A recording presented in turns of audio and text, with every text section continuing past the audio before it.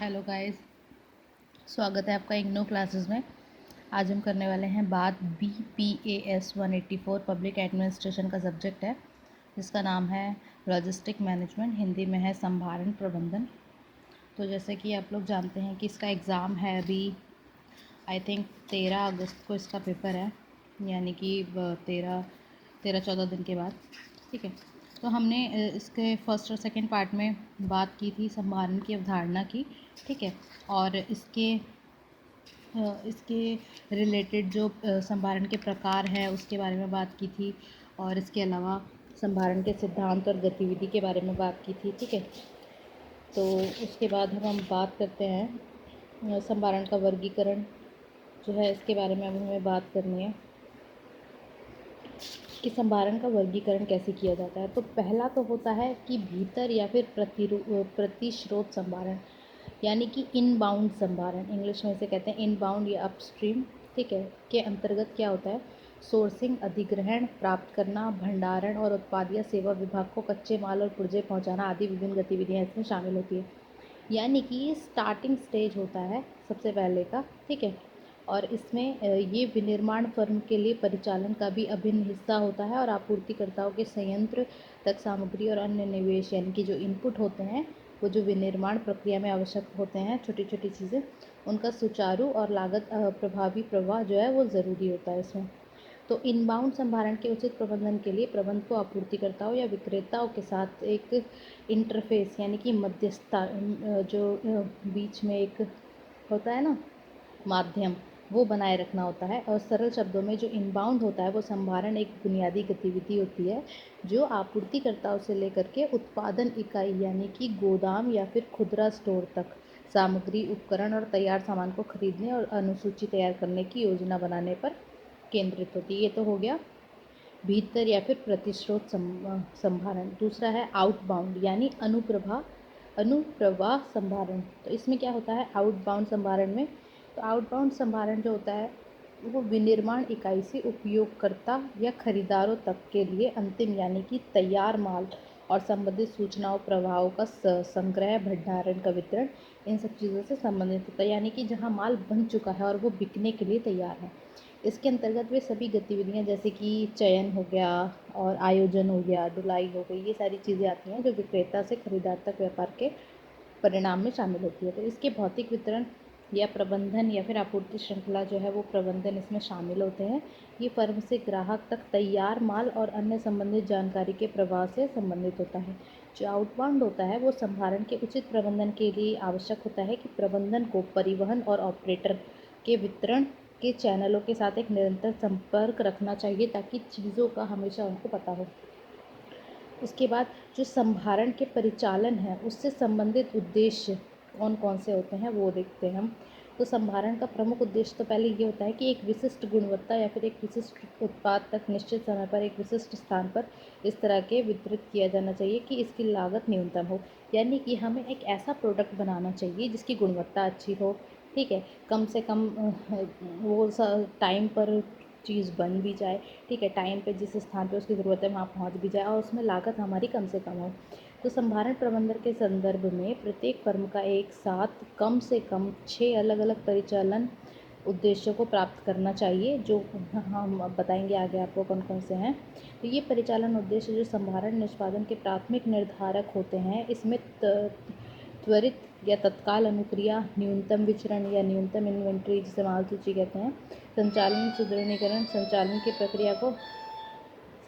प्रक्रिया को सुदृढ़ बनाना, या फिर गुणवत्ता और जीवन चक्र सहायता शामिल होता है।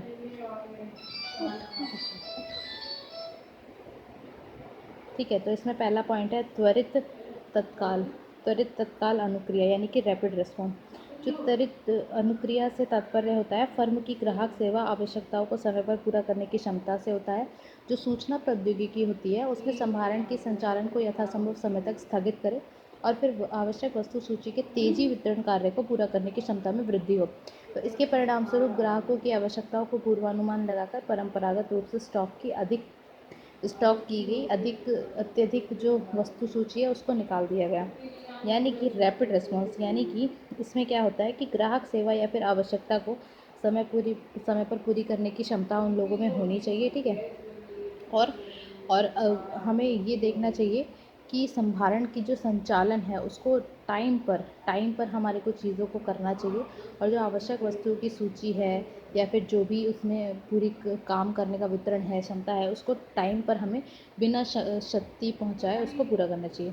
फिर आता है मिनिमम वेरिएबल यानी कि न्यूनतम भेद। कोई भी ऐसी अप्रत्याशित घटना जो प्रणाली के निष्पादन को बाधित करती है वो भेद कहलाती है, ठीक है। तो संभारण परिचालन के किसी भी पहलू के कारण भेद हो सकता है। ग्राहक को ऑर्डर के अपेक्षित समय में विलंब, विनिर्माण में एक अप्रत्याशित या फिर अनपेक्षित व्यवधान, किसी ग्राहक को क्षतिग्रस्त सामान या किसी गलत स्थान पर सामान पहुंचाना, ये सारी चीज़ें इसमें होती हैं। तो यानी कि भेद वेरिएबल्स कौन कौन से हो सकते हैं। हो सकता है चीज़ टूटी हुई पहुंचे, हो सकता है चीज़ टाइम पे ना पहुंचे, हो सकता है गलत एड्रेस पे पहुंच जाए। तो ये सारी चीज़ें इसमें होती हैं। तो किसी हद तक मतभेद को कम किया जाता है तथा किफ़ायती संचालनों के परिणाम स्वरूप संभारण संबंध उत्पादकता में सुधार भी किया जाता है। तो इसके मद्देनज़र वर्तमान समय में सूचना प्रौद्योगिकी इस क्षेत्र में एक महत्वपूर्ण भूमिका निभाती है, और इस प्रकार भिन्नताओं को कम करना और समग्र संभारण संबंधी निष्पादन का एक मूल उद्देश्य ये होता है। थर्ड वन इज न्यूनतम वस्तु यानी कि माल सूची। तो वस्तु या फिर माल सूची नियंत्रण ये सुनिश्चित करने की प्रक्रिया होती है कि ग्राहक की मांगों को पूरा करने के लिए संगठन द्वारा उचित मात्रा में सामग्री या स्टॉक बनाए रखा जाए। माल सूची नियंत्रण का उद्देश्य उपलब्ध स्टॉक बनाए रखकर न्यूनतम लागतों पर अधिकतम लाभ प्राप्त करना होता है। यानी कि न्यूनतम वस्तु यानी कि हमारे पास इतना स्टॉक होना चाहिए कि एट टाइम अगर कोई खरीदना चाहता है तो हम उसको दे पाएँ। ये ना हो कि वो फिर निराश होकर के किसी दूसरे शॉप पर चला जाए। फोर्थ वन इज संचालन सुदृढ़ीकरण यानी कि संचालन प्रक्रिया को और सुदृढ़ बनाना और उसको अच्छा करना।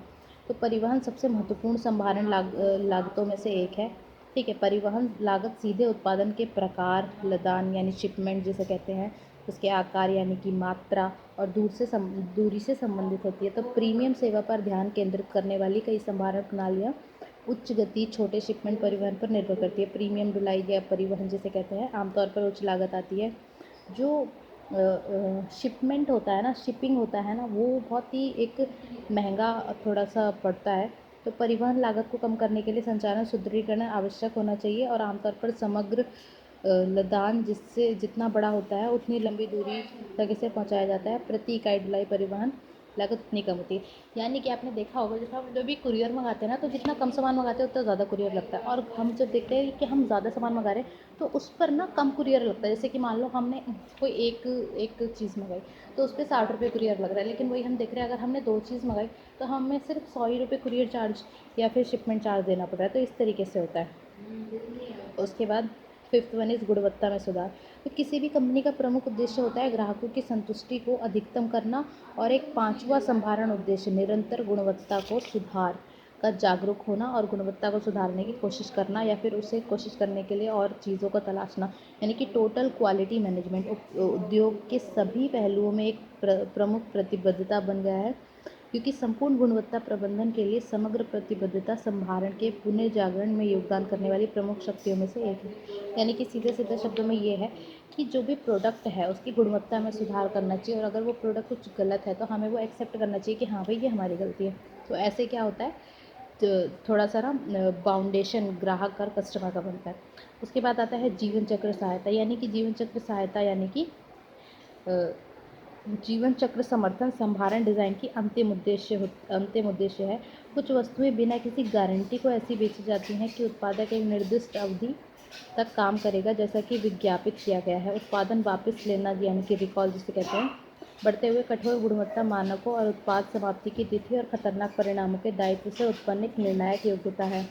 तो हमने ऐसे कई मामले देखे हैं कि जो कंपनी किसी उत्पाद को वापस ले लेती है, और भारत में जैसे कि ऑटोमोबाइल कंपनी है वो कुछ विशिष्ट निर्देशों को सुनिश्चित करने के लिए कारों को वापस लेने के मामले में सामने आते हैं। तो पेय कंटेनर यानी कि बेवरेज कंटेनर जिसे कहते हैं, ठीक है, वो और पैकिंग सामग्री के निपटान को प्रतिबंधित करने वाले पुनः चक्रण को प्रोत्साहित करने वाले कानूनों की बढ़ती संख्या के कारण भी रिटर्न संभारण की आवश्यकता होती है। यानी कि कुछ कुछ चीज़ें देखो क्या आती है, जैसे कि ऑर्डर रिटर्न होते हैं, तो ये वही चीज़ बता रहा है यहाँ पे कि जैसे कुछ कुछ ऑर्डर जो होते हैं वो रिटर्न होते हैं, लेकिन उस पर उसकी लाइफ लिखी होती है कि भाई ये इतने टाइम में आपको या तो वापस कर देना है, या फिर अगर आप ये यूज़ कर रहे हो तो आप इसकी इतनी ही लाइफ है। तो वो चीज़ बता रहे हैं आप। उसके बाद अगर हम बात करें तो संभारण के विभिन्न प्रकार और बिक्री संभारण जिसमें आता है, यानी कि संभारण कितने प्रकार के होते हैं। पहले तो हमने ये देखा, पहले हमने जो बात की थी संभारण के प्रकारों की, वो ऐसे की थी कि व्यापार संभारण होता है, सैन्य संभारण होता है, आयोजन संभारण होता है और सेवा संभारण होता है। यहाँ पर जो है वो संभारण के पार्ट्स हैं, ठीक है। किस किस टाइप के होते हैं संभारण, तो संभारण के विभिन्न प्रकार हैं, जैसे कि प्राप्ति संभारण यानी कि प्रोक्योरमेंट संभारण, उत्पादन संभारण, पुनः प्राप्ति संभारण, पुनः चक्रण संभारण और बिक्री संभारण। ये बिक्री संभारण वाला ना अक्सर क्वेश्चन आ जाता है 5 मार्क्स वाले में। तो प्राप्ति संभारण क्या होता है, कच्चा माल और सामग्री तथा पुर्जों को प्राप्त करने वाले प्राप्ति संभारण के अंतर्गत आते हैं। यानी कि एक फर्म है, ठीक है, और वो उसमें अलग अलग पार्ट्स डिवाइड है फॉर्म में। तो एक होता है, एक मान लो एक ग्रुप हो गया प्राप्ति संभारण, तो उसमें क्या होगा, कच्चा माल और सामग्री पुर्जे वगैरह होते हैं ना, वो सब इकट्ठे होंगे तो वो प्राप्ति संभारण में आता है। प्राप्ति संभारण माल का प्रवाह जिसमें आपूर्तिकर्ता से विनिर्माण की अपेक्षित कच्ची सामग्री तथा कल पुर्जों को प्राप्त किया जाता है, ठीक है। सेकेंड वन इज उत्पादन संभारण यानी कि प्रोडक्शन लॉजिस्टिक। ये उसमें डिवाइड हो रखा है, जो फर्म है ना उसको अलग अलग, जैसे कि अलग अलग पार्ट्स में डिवाइड करके, जैसे स्कूल में होता है ना, हिंदी की टीचर अलग है, इंग्लिश की टीचर अलग है, मैथ की टीचर अलग है, इस तरीके से। तो उत्पादन संभारण होता है सामग्री प्रबंधन, उत्पादन प्रबंधन को पोत परिवहन यानी कि शिपिंग उत्पादन संभारण में शामिल किया जाता है। ये सामान का प्रवाह है जिसके अंतर्गत प्राप्त पुर्जे तथा सामग्रियों का प्रबंधन, कारखाने में वितरण, उत्पादन प्रबंधन, पैकिंग करना और गोदामों तक शिपिंग करने तक होता है। थर्ड में आता है बिक्री संभारण, जहाँ पे गोदामों से निकल के थोक विक्रेताओं में जाता है या फिर खुदरों में जाता है या फिर छोटे छोटे ई वाणिज्यिक ऑनलाइन खरीदारी वाले उसमें जाता है, ठीक है। उसके बाद आता है पुनः प्राप्ति संभारण यानी कि रिवर्स लॉजिस्टिक। तो उत्पादों, कंटेनरों तथा पैकिंग की पुनः प्राप्ति और पुनः चक्रण के लिए पुनः प्राप्ति या प्रतिवर्ती संभारण महत्व रखता है, क्योंकि पुनः प्राप्ति संभारण वो होता है जो प्रयुक्त हो जाने के बाद भी उत्पादों या कंटेनर पैकिंग को वापस लेकर के पुनः चक्रण करता है, यानी कि जो वापस आ जाता है ना, वो कह रहा है। तो पुनः चक्रण संभारण क्या होता है, रिसाइकलिंग लॉजिस्टिक। पुनः चक्रण संभारण से संबंध है कि पुनः चक्रण संभारण से संबंध है कि पुनः प्राप्ति संभारण के समान ही होता है ये भी, जिसमें खाली डिब्बे, प्लास्टिक की बोतलें और पुराने कागज़ों, कंटेनर पैकिंग, पुराने कंप्यूटर और जो इंकजेट कॉर्टेज की पुनः प्राप्ति या फिर पुनः चक्रण प्रक्रिया इसमें शामिल होती है, ठीक है। तो विश्वव्यापी कंपनियों के पास ग्राहकों द्वारा चयन करने, खरीद और वितरण, आपूर्ति के लिए अनेक संभारण होते हैं। प्राय विभिन्न उत्पादों की व्यवस्था या फिर आपूर्तियों के वितरण अपने आप ही इस प्रकार से किए जाते हैं कि इसमें ऊर्ध्वस्तर संभारण, क्योंकि केंद्रीय स्तर पर अलग अलग प्रबंधन इकाइयों द्वारा उनकी व्यवस्था की जाती है जो केवल एक ही प्रकार के उत्पाद के लिए उत्पादों की आपूर्ति और प्रबंधन करती है, ठीक है। तो ये जो एक फर्म होती है ना, उसको ऐसे पार्ट्स में डिवाइड किया होता है जिसमें हर एक का काम हर एक ग्रुप में बटा हुआ हो, क्योंकि फर्म एक बंदे के द्वारा तो चलाई नहीं जाती है, ठीक है।